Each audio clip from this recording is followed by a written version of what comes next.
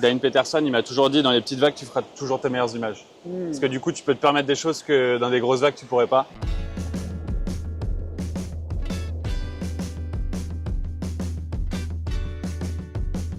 Ouais. Il y a plein d'autres choses qui amusent pas dans la vie, vous s'amuser en prenant des photos.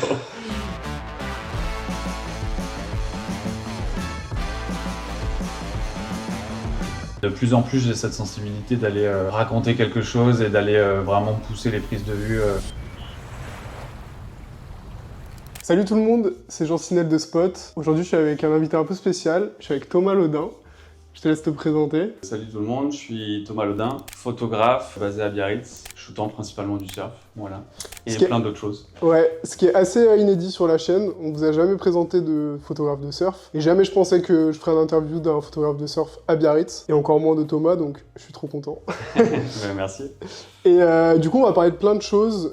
Bon, d'abord, en vrai, est-ce que tu peux nous dire un peu d'où tu viens, et comment tu as découvert la photo? En gros, moi je suis originaire de Nantes, donc pas du tout du Pays Basque. J'ai découvert la photo parce que mes parents m'ont offert un petit appareil quand j'étais jeune ado. Et j'ai commencé à prendre en photo mes potes au skatepark, tu vois, on faisait du vélo à l'époque. De fil en aiguille, j'avais fait des mini-expos, tu vois, au skatepark de Nantes, c'était une bonne scène. Et après j'ai commencé à bosser pour Red Bull, parce qu'ils ont découvert mon travail, c'était à l'époque où ils arrivaient en France. Et du coup ils m'ont fait découvrir plein de sports différents. Et j'étais au lycée à l'époque, et du coup je partais de cours pour aller shooter. Il y avait des jours où j'allais pas en cours de maths, j'étais en bac S et j'allais shooter pour Red Bull ailleurs, tu vois. Et voilà, donc ça a commencé un peu mon cheminement. Ouais. T'as été fan de BMX en fait avant le surf? Ouais, complètement. J'étais mordu de vélo. À Nantes, tu vois, quand t'es gosse, il n'y avait pas la mer, il n'y avait pas l'océan. J'avais la chance d'avoir mes grands-parents quand même qui vivaient sur la côte, donc j'ai été bercé dans le bodyboard, tu vois, les étés, tout en rêvant, tu vois, secrètement d'un jour surfer. Mais c'était inaccessible, tu vois, quand j'avais 11 ans, 12 ans. Et après, c'est venu plus tard, vers 15-16 ans, quand mon frangin il m'a offert une planche de surf. Il avait commencé le surf avant moi, il est plus grand. Et j'étais trop jaloux, quoi. J'étais, ah putain, je vais trop venir avec toi. Et du coup, à mon anniversaire, il m'a dit, ah, va dans ta chambre et tout. Il m'avait reconstitué un vieux shortboard, tu vois. Et du coup, il m'avait emmené surfer. Ensuite, j'ai dérivé de la ville à l'océan petit à petit. Et à la base, ouais, je faisais des photos juste pour mes potes, quoi. Mais déjà à l'époque, t'étais un peu professionnalisé avec Red Bull et tout. Ça annonçait un peu la couleur. Ouais, carrément, c'était assez. C'est venu en fait super naturellement. Je faisais des photos pour mes potes, pour le fun. Et un jour, il y a le mec de Red Bull qui s'occupait de la région Grand Ouest, qui s'appelle Pierre, que je remercie d'ailleurs, qui m'a dit j'aime trop travailler, il faut qu'on travaille ensemble. Donc du coup, on a commencé à shooter des événements et du coup, j'étais payé pour aller faire des photos, quoi. Et du coup, j'étais là, ah putain, je pourrais peut-être faire quelque chose, quoi. Du coup, ça fait depuis combien de temps que t'as dérivé sur la côte basque? Ça fait 11 ans maintenant. J'ai déménagé à Biarritz. C'est très très cool. Pour la photo, en tout cas, c'est très cool. Et pourquoi la photo de surf particulièrement? Très bonne question. Je sais pas. Non, en gros, j'ai découvert le surf. Je suis tombé amoureux du surf. Et j'avais déjà mon appareil photo. J'ai commencé à shooter du surf. Et j'étais là, en fait, c'est la liberté, ce monde, quoi. C'était vraiment un nouveau monde qui s'offrait à moi. Et du coup, j'étais là, vas-y, je vais essayer. Donc, en école d'art, j'ai fait un stage à Osgore avec Damien Poulneau, qui était un photographe de surf hyper établi à l'époque. Et donc j'ai fait 6 mois avec lui et c'est lui, tu vois, qui m'a initié à la photo aquatique et tout ça. Et j'étais là, en fait, c'est trop bien comme vie, quoi. Je veux faire ça. Allier ma passion du surf et ma passion de la photo, et du coup, en espérant faire un travail, quoi. Bon, avant qu'on attaque un peu le côté très technique, parce que tu nous parles de l'aquashoot, c'est vraiment un truc que j'ai envie de parler avec toi, mais en termes de style pur et dur et d'influence, moi j'ai l'impression que t'es vachement orienté autour du longboard. On a vraiment la vision des photos de surf souvent très un peu agressives dans des grosses vagues avec des petites planches et très autour de l'action, mais toi j'ai l'impression que dans ton style c'est vraiment plus le lifestyle qui t'intéresse. La culture en fait de cette pratique, de cet univers m'intéresse parce qu'elle est tellement riche comparée à un autre sport, tu vois, il y a tellement d'histoires depuis les années 1800 qui se sont passées en termes de design, de personnages, de récits et tout, que c'est super inspirant. Et c'est vrai que se limiter à ce côté action, je trouve que c'est oublier les 3/4 de ce qui se passe avec une planche, tu vois. Et du coup, tu oublies tout le reste juste pour quelques secondes de plaisir. Et c'est assez noble comme cause. C'est à l'encontre de toute volonté de société, quoi. Presque. C'est clair. Et c'est marrant parce que tu dis ça et je repense à beaucoup de surfeurs qui justement... je le sens, tu vois, plus je surfe et plus je passe du temps à l'eau, plus je vois qu'en fait si tu fais ça tous les jours et que ça devient un état d'esprit et que tu deviens comme... Enfin, il y a un terme comme ça, c'est soul surfer.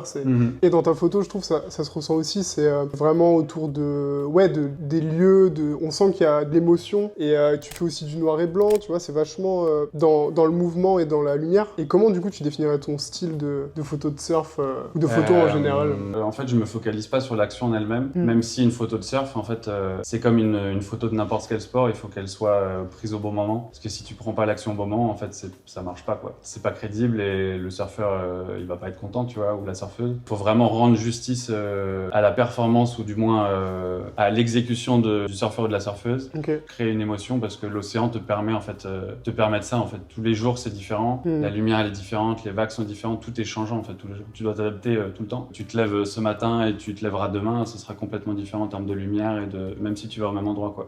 Du coup c'est vrai qu'il y a tellement de choses à capter en plus de l'action elle-même. Et c'est vrai que le longboard résonne avec ma pratique personnelle parce que j'adore le longboard pour ce côté libre, juste de glisser en fait sans performer. Et après je travaille en couleur en noir et blanc parce que j'adore les deux. C'est vrai que j'adore le noir et blanc et en même temps on a des couleurs incroyables parfois, tout le temps. Donc c'est vrai que ça dépend du moment, de la lumière sur le moment où je vais faire la photo et de ce que moi elle m'évoque au final. Okay. Le noir et blanc, je vais te dire un peu comme tout le monde, c'est que tu cherches l'intemporalité. C'est un peu ce que je recherche au final dans tout mon travail, c'est quelque chose d'intemporel. Je suis un fan de tout ce qui s'est passé avant les années 70 et c'est vrai que c'est un peu ce que je recherche au quotidien. C'est un peu une quête perpétuelle où j'essaye dans chaque détail du quotidien d'appréhender la photo et de créer un truc assez intemporel. C'est vrai que le longboard te permet ça aussi parce qu'il n'y a pas trop de stickers, c'est pas très coloré, tu vois, il y a quelque chose d'hyper épuré et c'est ce que j'aime aussi dans la glisse et dans le surf en général, que ce soit le longboard ou pas d'ailleurs. Mais on va dire que je recherche ça, quelque chose d'épuré et de simple. Mais du coup, qu'est-ce que tu veux transmettre avec tes images? C'est une question très simple, mais tu vois... C'est la plus compliquée je crois. Ouais, parce que tu sais, on voit beaucoup de photos de surf, comme on l'a dit, c'est souvent axé performance ou axé carte postale. Mais toi, j'ai l'impression que c'est du mouvement, c'est... C'est difficile à dire vraiment ce que je veux transmettre, c'est plus l'émotion que je ressens sur le moment, c'est oui, on a de la vitesse dans le surf, du coup essayer de retranscrire ça dans une photo, retranscrire un détail, que ce soit, j'en sais rien, une goutte d'eau, un goéland qui passe, tu vois, au-dessus, une vague qui passe toute seule vierge. Il y a tellement de choses qui se passent autour d'une scène que du coup essayer de juste capter une émotion et essayer de la retranscrire, je crois que c'est ce que j'essaye de faire. Ouais. Il y a certaines personnes qui ont pu me dire parfois, genre, j'ai l'impression d'avoir été là, quoi. Et du coup, ça, je pense que c'est le but suprême. Ça arrive pas tout le temps, mais ça arrive de temps en temps, on va dire. Un peu le meilleur compliment qu'on puisse faire à un photographe. C'est ça, exactement. Et aussi, il y a un truc que je voulais évoquer, mais du coup, est-ce que tu as un lien plus ou moins intime avec les surfeurs que tu photographies? Et comment ça se traduit du coup dans tes images? Ouais, globalement, je connais tous les gens avec qui je photographie. Il y a certaines personnes que je vais contacter parce que leur profil m'intéresse, leur surf, je le trouve incroyable. Donc je vais aller démarcher si ça les intéresse qu'on shoot ensemble. Parfois ça marche, souvent ça marche, je crois. Donc ouais, globalement, je connais tous les gens avec qui je travaille et c'est vrai que plus tu travailles avec quelqu'un, enfin moi, la plupart des gens avec qui je travaille, c'est mes amis, quoi. Et donc c'est vrai que tu as cette complicité et du coup tu connais la façon dont ils vont surfer, dont ils vont appréhender la vague. Moi-même surfeur, du coup ça me permet aussi de devancer, de deviner ce qui va se passer plus ou moins. Tu sais lire une vague, donc tu sais à peu près ce qui va se passer, donc tu peux te placer en fonction ou gérer en fonction de ta lumière ce que tu veux retranscrire. Et donc ça c'est vrai que c'est vraiment, ça t'apporte le petit truc en plus. Okay. Après tu peux faire des photos, moi ça m'arrive d'aller juste me balader parce qu'il y a une belle lumière le soir et je vais faire une image de, je sais rien, quelqu'un qui sort de l'eau et il y a un beau reflet ou un truc et je le connais absolument pas, je le connaîtrai jamais, tu vois. Donc ça peut arriver aussi, mais globalement je connais les gens avec qui je travaille. Okay. Et après parfois on me contacte aussi pour faire un projet et je connais la personne plus ou moins bien et donc du coup on va discuter avant, tu vois, on va échanger avant juste d'aller surfer et que je le prenne en photo, tu vois, ou la prenne en photo. Je sais pas si ça te traverse l'esprit, mais des gens que tu suis depuis 10 ans, tu te dis bon bah je les suis encore dans 10 ans et peut-être que je sortirai un projet. Ouais, je réfléchis pas comme ça, c'est plus je photographie vraiment les gens que j'apprécie, ouais. Avec qui j'ai envie d'échanger. C'est plus un échange artistique. Eux, tu vois, ils m'apportent en gros dans l'image, moi je fais 50% du job. J'ai toujours dit ça comme ça. C'est qu'eux, ils m'apportent 50% par leur surf, par leur expression, par leur silhouette, par leur esthétique. Et moi, en fait, je suis juste là pour capter le moment, en fait. Donc c'est vraiment un échange. La plupart du temps, il y a jamais de questions monétaires, tu vois. Ça, on en parle avec le côté commande de marque et magazine et tout ça. Mais c'est vrai que quand je shoot au quotidien avec des surfeurs, il n'y a jamais un truc d'échange d'argent ou quoi. C'est plus une collaboration artistique, en fait, entre eux et moi, quoi. Et c'est vrai que je me pose ça la question de je vais les suivre encore dans 10 ans et après je passe à autre chose, tu vois. C'est plus, ouais, il y a des gens que je photographie. Tu vois, Clovis, qu'on va voir, je te photographie avec lui depuis 8 ou 9 ans, quoi. Donc on se connaît, ouais, je connais comment il surfe, il sait comment je photographie. Et parfois, même si c'est pourri, je lui dis, je vais faire 2-3 photos. Et il est là, bon, si tu veux, fais, tu vois. Et il sait qu'il y aura peut-être un truc cool, tu vois. Ou pas, mais il me dit, bon, puis on verra bien, quoi. T'as fait une photo à la grande que j'aime bien, en face du Shining. Ouais. Et il est en longboard et il est presque en train de tuber. Est-ce que c'est Clovis? Ouais, c'est Clovis, ouais. Je pense que c'est une de mes photos préférées.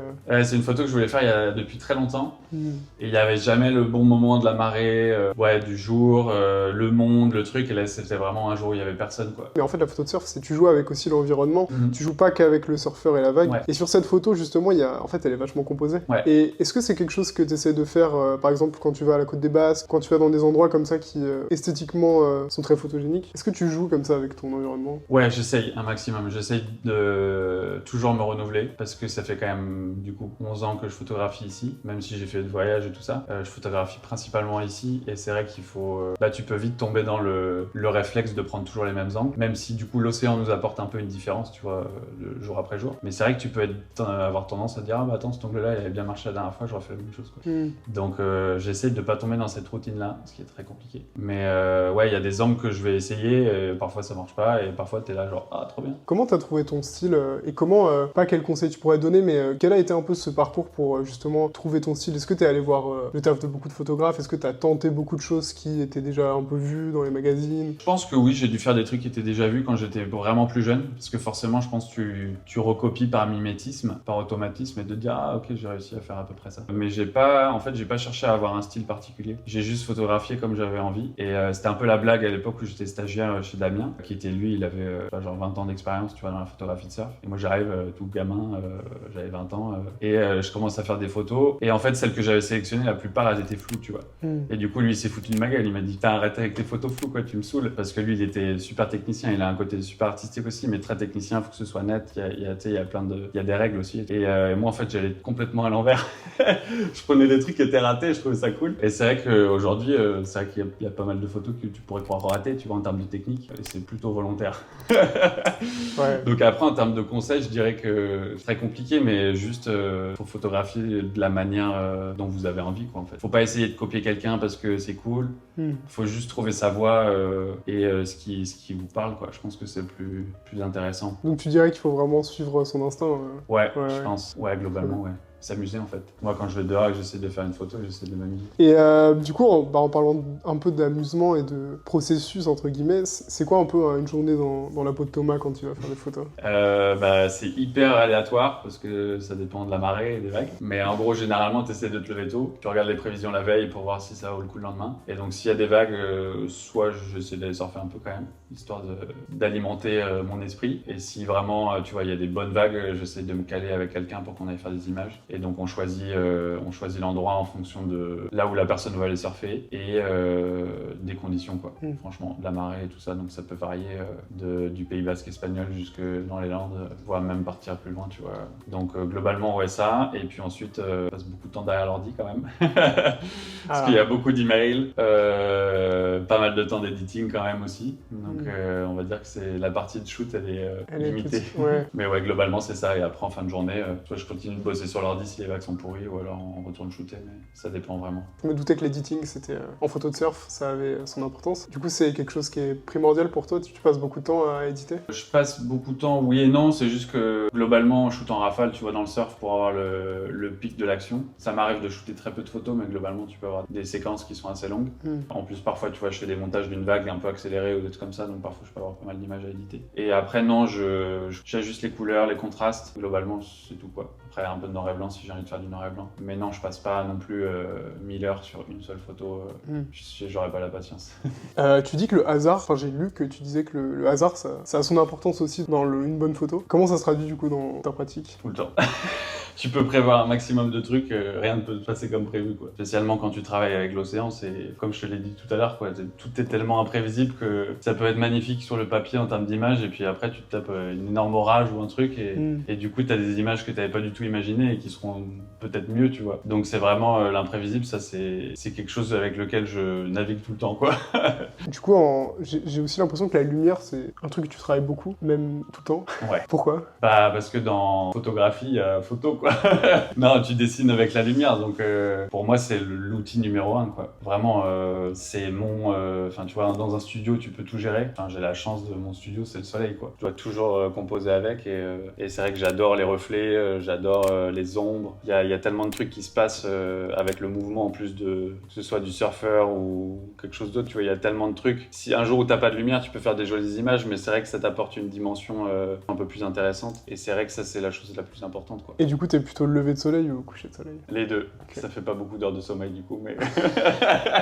Le matin, il est plus doux, et le soir, c'est un peu plus, on va dire, contre-jour et tout ça, suivant où t'es, évidemment, mais les deux ont leur beau moment. Quand tu peux pas identifier le surfeur, du moins pour quelqu'un qui connaît pas la personne, du coup, tu peux plus rentrer dans une image ou plus t'identifier au sujet si t'as pas de visage, tu vois, si c'est assez noir. Et je trouve que tu peux moins t'enlacer. Ça n'empêche pas que, du coup, tu reconnais pas la personne, parce que ceux qui la connaissent savent, tu vois. Et dans le milieu du surf, c'est un petit milieu, donc tout le monde se connaît, plus ou moins. C'est un peu comme, j'en sais rien, un shoot avec un mannequin ou une star, tu vois, et que tu le prends à full contre-jour et t'as juste ta silhouette du visage, tu vois, avec le nez et la bouche, et ben tu reconnaîtras, tu vois. C'est un peu le travail que j'essaye de faire pour cette recherche un peu d'intemporalité. Tout ce côté un peu aussi flou à contre-jour, c'est aussi volontaire, du coup? Ouais, complètement. Ouais. Après, j'adore shooter des portraits, tu vois, de gens, mais c'est vrai qu'en action ou quoi, je vais préférer limite me foutre full contre-jour, quitte à rien voir dans mon appareil photo, mais je trouve que les silhouettes sont tellement gracieuses que du coup, tu peux choper des petits moments de grâce que personne n'aurait imaginé, et t'es là genre, ah, c'est cool. Et le flou en fait partie, évidemment, carrément, parce que du coup, tu peux complètement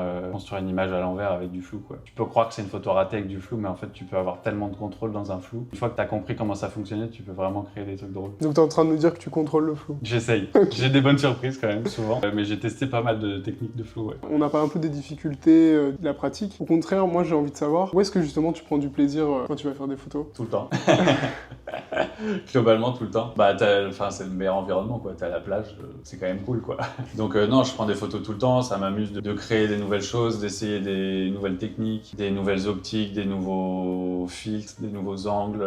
J'essaye de pas me reposer sur mes lauriers, et juste de créer plein de trucs et de continuer à m'amuser comme je m'amusais quand j'étais gosse, quoi. Tu changes beaucoup de boîtiers, ou c'est quoi un peu tes boîtiers que tu utilises en général? Je change pas énormément de boîtiers. Après, je travaille en numérique et en argentique. J'ai un boîtier numérique avec un hybride, tu vois, avec divers objectifs de 35 à 600. J'utilise principalement des focales fixes parce que c'est ce que j'aime. J'aime leur construction et la façon dont la lumière rentre dedans, tu vois. Et après, en argentique, j'ai à peu près similaire, mais avec un peu moins d'objectifs. Caisson étanche, évidemment. Chaque caisson étanche est spécifique pour un modèle de boîtier. Donc, le jour où tu changes de boîtier, il faut que tu changes de caisson. Moi, pour ma part, maintenant, j'ai un caisson étanche, du coup, qui est fait en résine, à la forme du boîtier. Du coup, chaque caisson est unique pour un modèle de boîtier. Parce que du coup, tu as accès à toutes les commandes pour faire tes réglages comme si tu étais en extérieur. Du coup, ton appareil photo, il est vraiment enfermé dans le caisson. Et ensuite, tu as différents hublots, du coup, que tu vises dessus en fonction des optiques que tu veux mettre. Tu peux mettre tout et n'importe quoi. Tu peux mettre du fisheye au 70-200 en gros. Donc, tu as une variété de hublots selon tout ce que tu veux faire. Et après, une paire de palmes et une combinaison, c'est parti, quoi. Tu nous emmènes shooter à Biarritz? C'est ça, carrément, on va se lever tôt. On va se lever tôt. Et on va découvrir, du coup, comment tu photographies et puis l'aquashoot, du coup. Ouais, carrément. Donc Thomas, où est-ce que tu nous emmènes aujourd'hui pour les plans? Du coup, comme tu l'as dit, on est à la côte. On va shooter avec mon ami Clovis, avec qui je shoot depuis des années, pour une marque de combinaison qui s'appelle July, qui le sponsorise, et moi avec qui je travaille depuis quelques années maintenant. Donc l'idée, c'est de faire 2-3 photos en bas quand il va dans l'eau, faire peut-être 1 ou 2 portraits. Et ensuite, quand il surfe, je pense que je vais vadrouiller dans les lacets pour chercher des points de vue que j'ai pas encore travaillé. Et ensuite, j'irai nager pour faire des photos aquatiques. Clovis, il est dans l'héritage un peu du longboard, donc c'est vrai qu'il surfe ici depuis toujours, donc il y a pas mal d'histoires ici, c'est toujours intéressant. C'est ça. La lumière, elle n'est pas incroyable, mais on peut espérer une bonne surprise. Sinon, je ferai du noir et blanc. Ouais. Toujours chargé. Dans les années 60, quoi, ils étaient là avec leurs 57, les premiers surfeurs, quoi. Ouais. C'était avec le film de cinéma, non? Ouais, avec Peter Vitrel, ouais. C'est grâce à lui qu'il y a eu la première planche. Je pense que je vais essayer de remonter, faire 2-3 images là-haut. Allez. Jean, Clovis. Enchanté. Jean, enchanté. Je peux me mettre. Du coup, tu peux nous expliquer un peu la configuration là sur ce que tu cherches à faire? Mais la météo, elle est pas folle ce matin. C'est un peu gris, le vent, il est un peu entre deux. C'est pas pire, mais c'est vrai que j'espérais un peu mieux. Le vent, il est un peu sud, du coup, ça fait du clapot et tout ça, c'est pas vraiment lisse. Et on n'a pas un beau lever de soleil. Voire pas du tout. C'est ça. Donc on fait avec, on sent, je sais pas trop. Et là, l'idée, en fait, j'adore les lacets, tu sais, c'est tellement iconique. Tu sais, souvent, quand tu es à la plage, quand tu shootes du surf, t'as pas beaucoup d'angles, entre guillemets, exploitables parce que tu es au niveau de la mer, quoi. Ouais. Tu es souvent sur le sable, donc faut aller un peu creuser ta créativité pour essayer de chercher des endroits. Ici, on a l'avantage d'être en ville, donc du coup, tu peux utiliser la ville, tu vois, à ton avantage, quoi.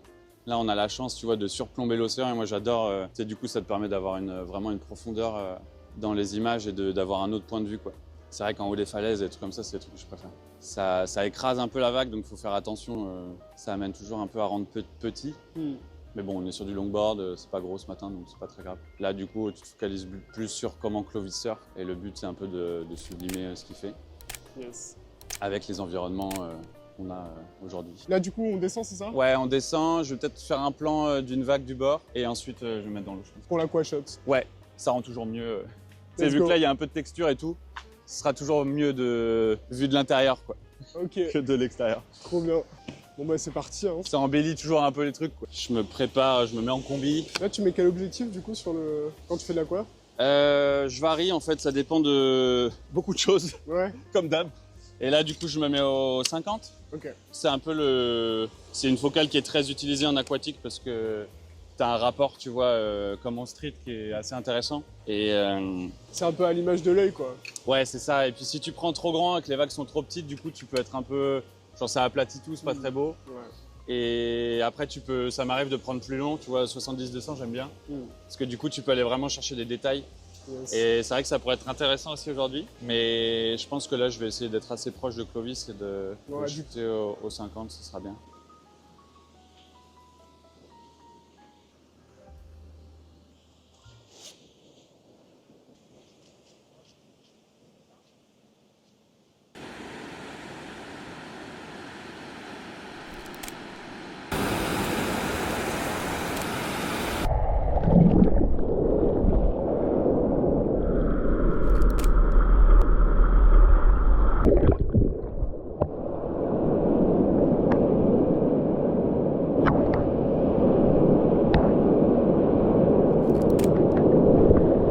Comment du coup tu t'es un peu professionnalisé? Est-ce que c'est venu petit à petit? Ouais, globalement c'est venu petit à petit. Du coup, comme je te disais, j'avais commencé avant le surf, les photos avec Red Bull et tout ça. Donc c'était déjà un premier pas dans le monde professionnel, tu vois, parce que j'avais dû créer mon statut. J'avais 17 ans, quoi. Donc j'étais ok, c'est parti. Et je réalisais pas trop ce qui se passait, tu vois, on me payait pour que j'aille faire des photos, tout c'était cool. Et après, du coup, je suis parti en école d'art. J'avais ce stage à faire, donc je l'ai fait à Osgore pendant 6 mois. Donc j'ai pu toucher à plein de trucs, que ce soit en photo et en vidéo aussi. Donc c'est vrai que c'était un premier pas. Et du coup, il avait pas mal de taf à l'époque.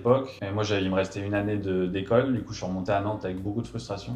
J'ai fini mon année et je me suis barré ici. Je déménageais ici avec des potes. Et après, je continuais toujours à bosser à Nantes. Donc, je faisais des allers-retours entre Biarritz et Nantes en covoite et en train. Ça a duré un temps quand même. Ils ont été super compréhensifs de continuer à me faire bosser à Nantes. Après, j'ai développé au fur et à mesure. Il y a des marques qui m'ont contacté, des magazines. Et tout est venu assez naturellement. Globalement, j'ai eu beaucoup de chance. J'ai bossé 8 ans avec Oxbow. Donc, j'avais vraiment une relation de staff photographe pour eux. Donc, je faisais les photos de campagne et les photos de surf. Du coup, ça m'a permis de pas mal voyager, développer ma pratique de la photo lifestyle aussi, que j'avais moins et que j'apprécie tout autant que la photo de surf. C'est intéressant parce que justement, j'ai vu un peu les shoots de mode que tu as fait et c'est vrai que tu apportes toi ta touche personnelle. On vient de chercher pour ce que tu fais, mais j'ai l'impression que tu apportes aussi ta vision et tu sais, tu te forces pas, je pense, à faire quelque chose qui toi te plaît pas, j'imagine. Ouais, bah il y a forcément des jobs où tu te dis ah j'aurais peut-être préféré faire un peu autrement, tu vois, mais forcément tu dois coller une vision d'un client. Il y a certains shoots où il y a certaines images où je vais être moins satisfait. Mais globalement, oui, j'ai la chance qu'on vienne me chercher pour ce que je fais. Et du coup, c'est hyper plaisant, quoi. Du coup, je peux créer des images complètement hors du cadre fashion ou je ne sais quoi. Je suis pas du tout trop lié à cet univers. C'est tout aussi cool que de créer une photo d'un surfeur ou d'océan, quoi. Ce qui m'avait touché, c'est que tu parles du fait que t'es parti à la forêt d'Irati,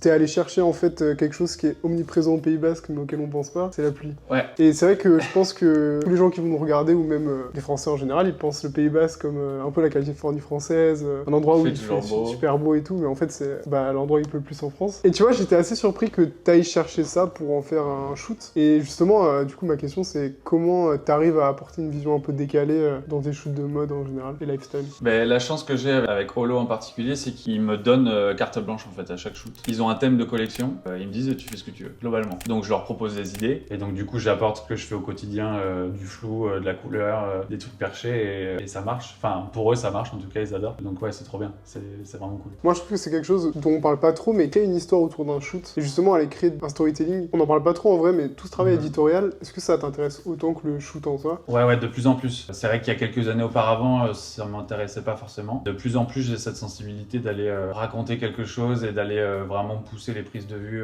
pour créer toujours quelque chose de différent, parce que le but c'est pas de faire la même chose à chaque collection et pour chaque marque, tu vois. Apporter une patte sur un moment à un endroit précis avec les mannequins que t'as avec toi, c'est toujours cool, ouais. Donc tu prévois un petit peu ton shoot et ensuite tu laisses pas à l'imprévu.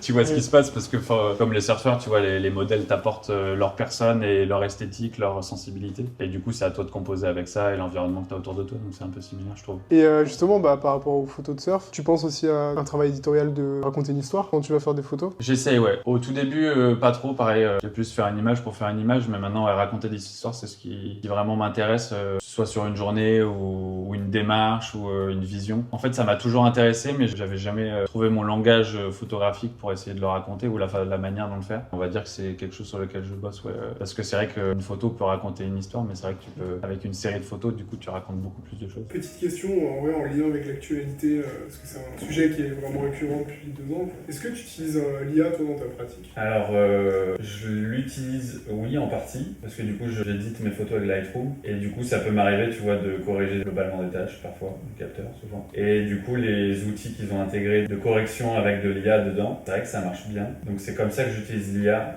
Globalement, je recrée pas de fond, je fais pas de photos toutes faites à l'IA, pas ce qui m'intéresse pour le moment, en tout cas. Et après, je l'utilise pour parfois des textes ou des trucs que j'arrive pas à formuler moi-même. C'est vraiment secondaire.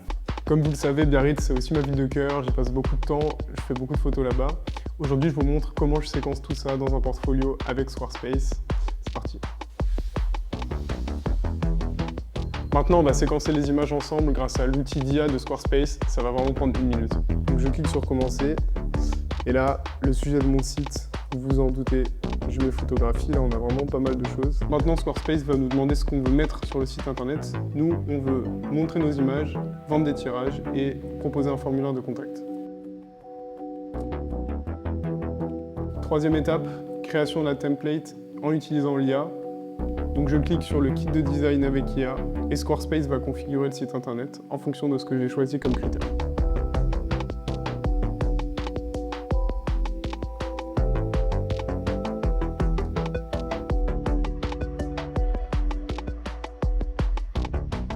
Squarespace nous demande de choisir ce qu'on veut sur la page d'accueil. Nous, on choisit une introduction, une galerie pour mettre nos images et un formulaire de contact et évidemment un bas de page. Squarespace nous propose aussi d'ajouter d'autres en-têtes. Moi, ça m'intéresse pas tellement, donc je laisse celle qui m'a recommandée. Et on va pouvoir justement là choisir les palettes de couleurs du site. Vu que je pense que la photo, ça ressort quand même bien sur du blanc, je vais garder une palette assez classique.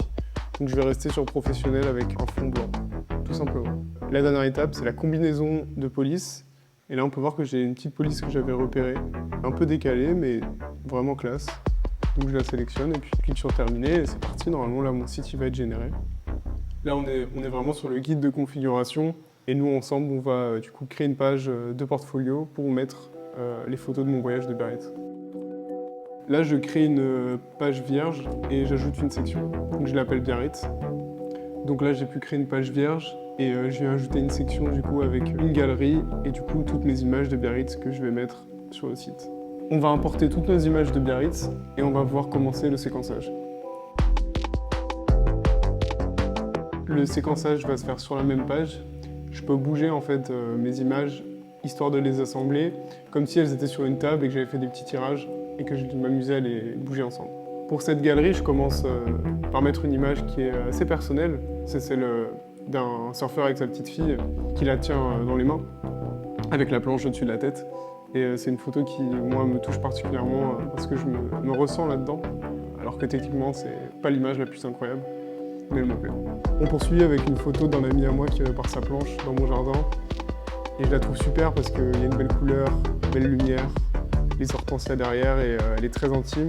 Et réparer des planches, c'est des choses qu'on a l'habitude de faire. Pour cette séquence, j'ai décidé d'allier temporalité et colorimétrie. Donc j'ai pris une photo de ma cousine qui se maquille avant une soirée. Et juste après, j'ai mis un coucher de soleil avec vraiment des couleurs similaires qui permettent vraiment de justement rappeler cette temporalité entre les deux images. Là, vraiment, l'idée, c'est de faire vraiment une page assez digeste avec une dizaine d'images, pas plus, et voir comment ça rend.